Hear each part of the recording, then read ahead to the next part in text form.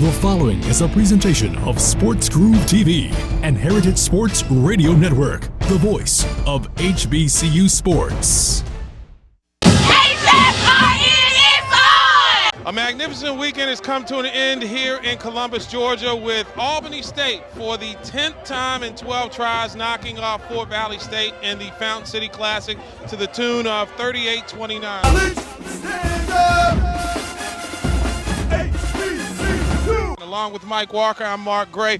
Tremendous football game we saw, and you got to give credit where credit is due to Fort Valley. An undermanned team with nothing to play for, playing with pride and confidence, and they gave Albany State all they can handle. But in the end, a championship team makes plays, and that's what Albany did. You know, it was understood that Fort Valley was supposed to take a whooping today, but clearly they didn't get the memo. They showed up with some intentions to win today's game. And you had to be really impressed with the way that they came out and looked Albany State in the eye, and they did not blink. They had a game plan. They were able to run the football effectively, and they were able to make some big plays in the passing game. And for the most part, their defense was solid as well. Well, you know, they stopped playing musical quarterbacks. They went with Hitton today.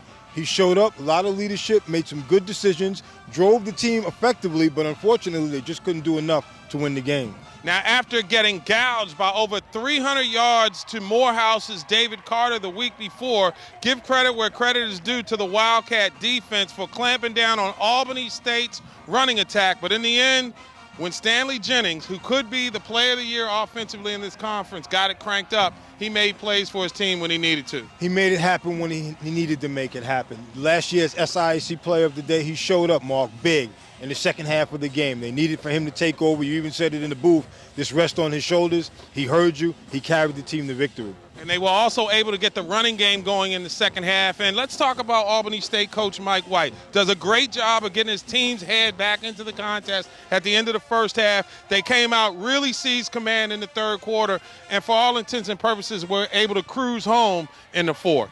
You know, he's the guy everybody wants to be as far as coaches are concerned in the SIAC. A whole bunch of coaching championships, a whole bunch of Coach of the Year awards. He's won this particular classic like 10 times in a row. When you talk about great HBCU coaches, his name has to be at the top of the list. Considering that he played at Albany State, he's coached at Albany State, he's been the SIAC Coach of the Year 5 times, he's won that many championships, and it looks like they're on their way to the playoffs. So that sets us up for championship week. CIAA, it'll be Elizabeth City State taking on Winston-Salem State. You'll be at that game with Gary Lane and LeCount Conaway.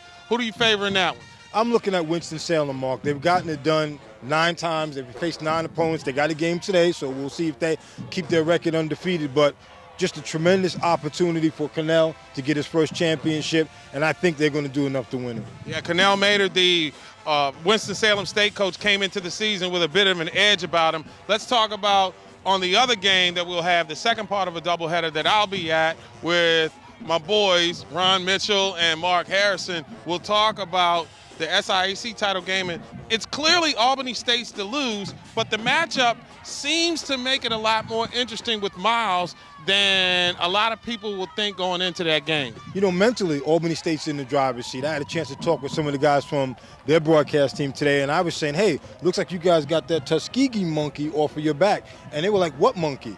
They've never really seen themselves as nothing but the premier program in the conference. And I think today they proved that on some level they are the premier conference. And let's give credit where credit is due to Georgia Representative Calvin Smyrie and the entire host committee here in Columbus. This is a phenomenal event. Until 1989, it was only a home-and-home series between these two foes, and now it's truly a classic. And Columbus, Georgia now hosts the Morehouse-Tuskegee Classic. It hosts the Fountain City Classic and the Pioneer Bowl.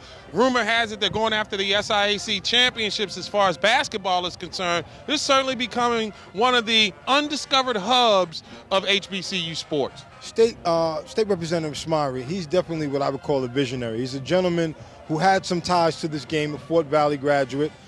He saw the potential that if he took this to the community, that it could not only benefit them from an inspirational standpoint, but from an economical standpoint as well.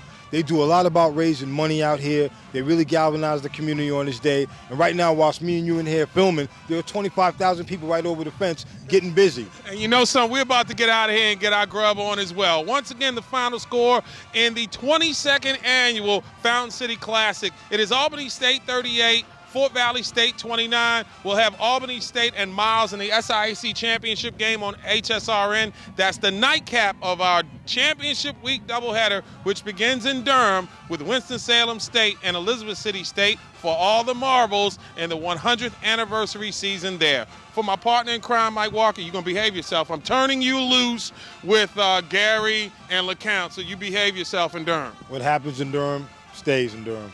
I feel that way about what happens in Atlanta. Mom, we coming home to get our grub on, so break out the pots and pans. You too, Teresa, as well. Till next week, I'm Mark Gray for Mike Walker. We'll catch you at the ballpark.